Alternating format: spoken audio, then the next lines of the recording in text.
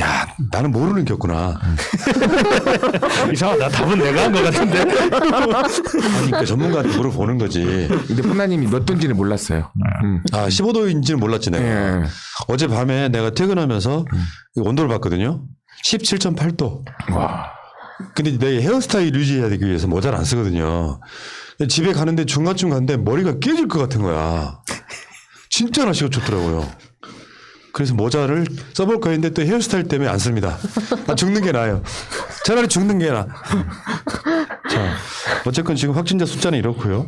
정은경 청장이 11월 달까지는 코로나 집단 면역이 목표다 이렇게 이야기했는데 사실은 얼마 전에 뭐 지금도 마찬가지긴 합니다만 국민의힘 조중동 등이 대한민국의 K 방역을 흔들고는 있습니다만 사실은 어떤 논란이 끝나고 나면 세계가 다 똑같아져요.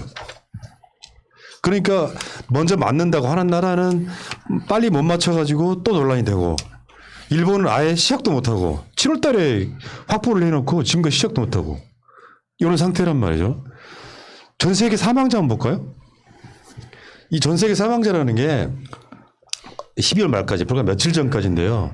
여러분 이 그래프를 보시면은 인구 10만 명당 사망률이에요. 이게 맨 위에 벨기에 있죠. 미국이 인구가 3억 3천이기 때문에 미국은 지금 한 6, 7위권에 올라와 있는데 한국 한번 보세요. OECD 국가들 중에 한국은 끝에서 두 번째. 근데 뉴질랜드는 우리나라랑 비교할 수가 없습니다. 일단 땅덩어리도 훨씬 넓은 나라인데다가 인구는 훨씬 적고 다 퍼져 있는 데다가 이 나라들은 다 마찬가지로 막 퍼져나가면 바로 셧다운 시켜버려요. 그렇기 때문에 사실상 대한민국이 맨 밑에 있는 대한민국이 방역을 가장 잘하는 나라라고 말씀드리면 맞을 것 같습니다. 이게 사망 어마어마하지 않습니까? 그러니까 인구로 이야기를 하지 않고 미국이 사망자가 뭐 얼마가 되었다 이렇게 얘기하니까 그럼 인구대로 한번 해보라고 했더니 이렇게 만들어 준 거예요. 이게 12월 말까지입니다. 아무튼 대한민국은 이제 저는 백신 상황은 내가 보기에 뭐 선진국이나 돈 좀 있는 대한민국 같은 나라들은 백신 자체의 확보에는 서로 간에 크게 문제가 없을 것 같고 다시 한번 말씀드리지만 이제는 코로나 치료제가 더 중요해진 상황도 됐어요. 정변?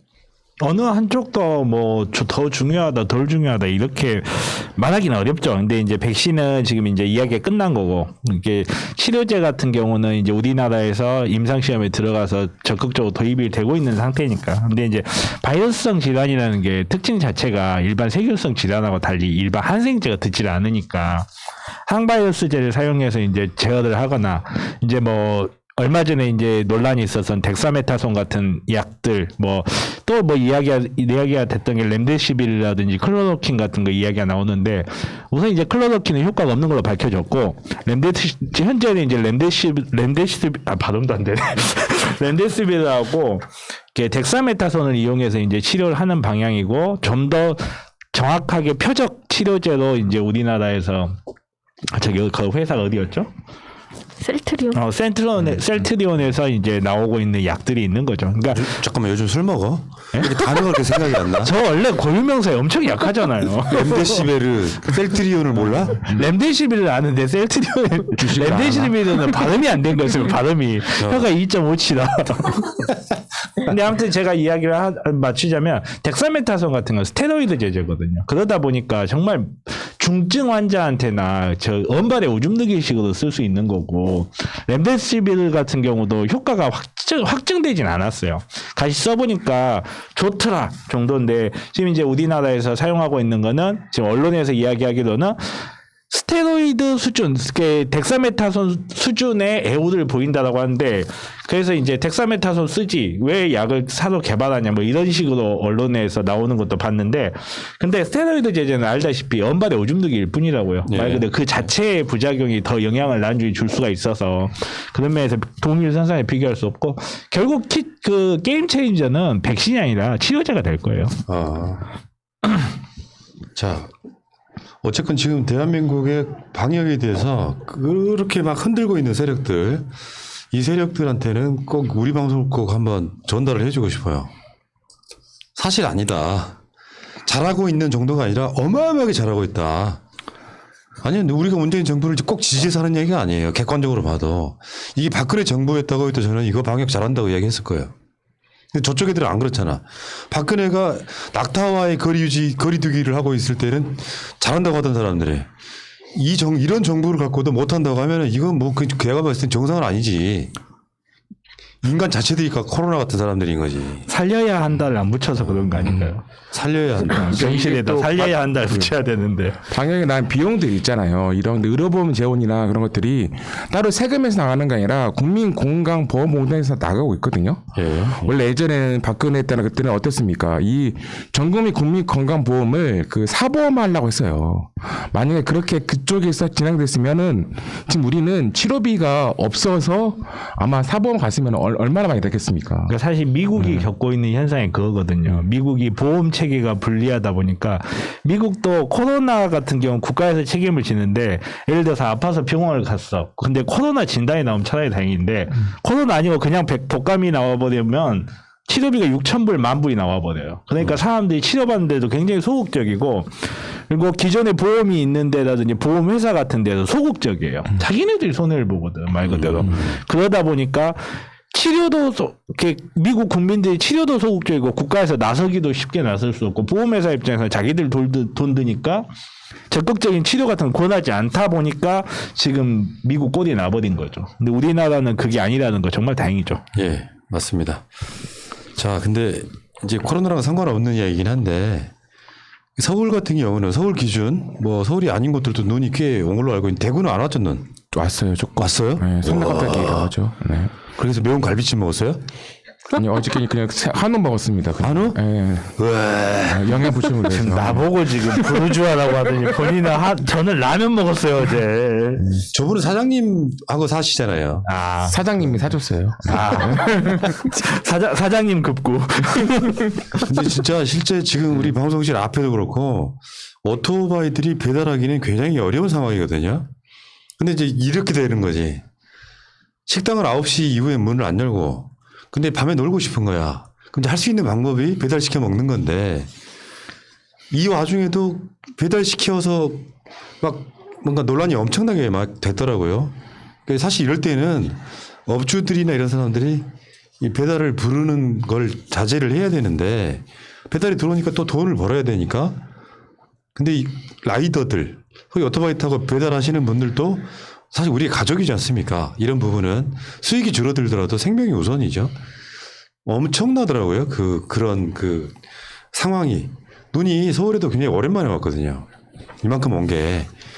원래 그 부산 같은 데 가면은 정말 몇 년 만에 눈 한 번 오면은 교통 다 마비돼 버리잖아요. 1cm만 오면은 전 도시가 마비되는 거죠. 배달 시켜 먹으신 분들 솔직히 자수 한번 하세요. 밤에 그렇게 뭘 먹고 싶어? 저는 오늘 커피도 제가 사왔거든요. 근데 저도 라이더, 저도 오토바이를 타고 있거든요. 오토바이를 타고 다니고 얼마나 위험하냐면 비 오는 날에도 오토바이를 타잖아요. 그러면 뒤에가 ABS랑 브레이크가 있어도 밟으면 차가 앞으로 쭉 가요. 이게 눈 오는 같은 경우는 오토바이를 운행할 수가 없고요. 뭐 요즘에 나오는 후륜구동차들, 뭐 수입차들, 뭐 버스나 그런 데 돌잖아요. 오토바이도 똑같이 돌아버립니다. 그리고 그 라이더들이 이런 데서도 항상 나와서 일하기 때문에 사고가 많이 나잖아요. 그 배달하는 라이더들의 연간 보험료가 얼마인지 아십니까? 기본이 300만 원부터 시작해요. 근데 이분들은 거기서 또 사고가 나면 또 오릅니다. 그렇겠지. 네, 보험이라도 돼 있으면 또 다행인데 네. 그게 부담이 되다 보니까 보험 가입도 안 하시고 계신 분들도 있어요. 저희도 이제 실무에서 이렇게 사고 같은 거 상담을 하다 보면 이런 분들이 자동차 보험도 없는데 산재에도 해당이 안 돼 버리는 경우가 많아요. 그래서 정말 이렇게 난처하게 되는 경우 너무 많이 봤거든요. 예. 형사처벌대로 내 몸은 내 몸대로 상했고 거기 민사책임도 민사책임대로 가버리는 이렇게 우리 사회의 가장 어떻게 보면 약자들인데 이 약자들에 대해서 조금씩만 배려를 해주는 거 어렵지 않잖아요.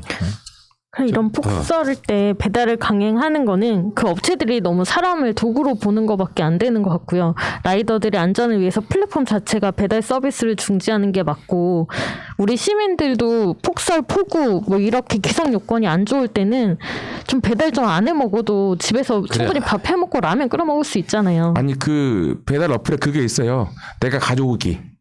그럼 3,000원 할인해 줍니다. 그걸 여러분들이 활용하시길 바라겠습니다. 가까운 데 있으면 네. 아니 내가 가다 사고 날 수도 있으니까 그냥 참으세요. 아니면 우진축산에서 LA 갈비를 사놨다가 이런 날 밤에 구워 먹으면 진짜 맛있습니다. 야 이런 게 PPL이지.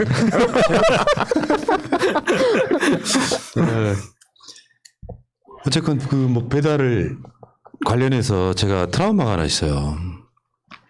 구체적인 머리 그림이 안 떠오르니까 사람들이 그 심각성을 모르는데 내가 30대 초반쯤이었는데 친구들이랑 코로나 때 아니에요. 친구들이랑 새벽 내내 술을 마시고 있었어. 감자탕집 큰 집에 바로 옆에 큰 도로예요.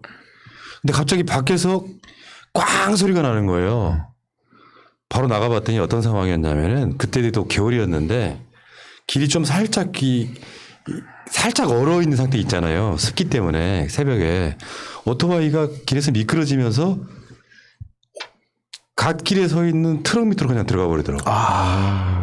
바로 사망이었죠. 그걸 제가 현장에 직접 목격을 했는데 그만큼 오토바이는 위험한 거예요. 가끔씩 이제 철없는 남편들이 오토바이 타겠다고 부인한테 이제 허락 맞잖아요. 오토바이는 진짜 위험한. 그런데 이제 오토바이가 일반 차량에 비해서 이렇게 뭐랄까 배달 이런 것이 훨씬 더 용이하기 때문에 오토바이를 타는데 이런 날 같은 경우는 내가 좀 걸어서 동네 마트 가가지고 음식 해 먹을 생각도 좀 하셔야 되고 그러니까 이게 이중고죠. 날씨는 날씨대로 춥고 폭설은 왔는데 코로나 때문에 많은 분들이 불편해하시고 기억들 하시겠지만 코로나 이전에 한국이 외식 문화가 엄청 발전해가지고 웬만하면 뭐 시켜 먹거나 가서 먹거나 하는 경우가 꽤 많이 있었지 않습니까? 코로나가 생활 자체를 바꾸고 있는 데다가 엎친 데 덮친 격으로 지금 엄청 날씨가 추워서 우리 방송 같은 경우는 어제 추위 때문에 버퍼링이 나는 상태도 좀 있었고요. 아무튼 우리가 같은 이웃들끼리 다 같이 지금 힘든 시기이기 때문에 다 같이 참고 견뎌야 됩니다. 네. 저는 그게 중요하다고 생각이 들고요. 자, 이 이야기는 여기까지 하겠습니다.